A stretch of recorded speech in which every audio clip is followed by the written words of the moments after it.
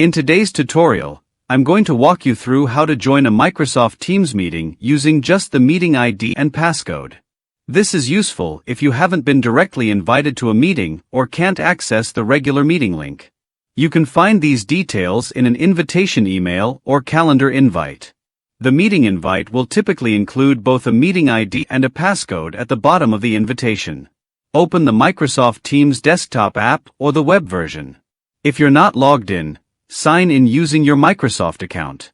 In the top right corner of the Teams interface, you'll see a few buttons.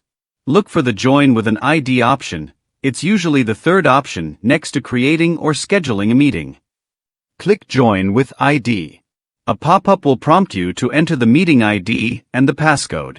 Simply paste the details from the invitation email. First, paste the meeting ID. Then, paste the passcode in the required field. Once you've entered the details, click Join Meeting. Teams will launch the meeting and prompt you to configure your audio and video preferences. After adjusting your settings, click Join Now, and you'll enter the meeting.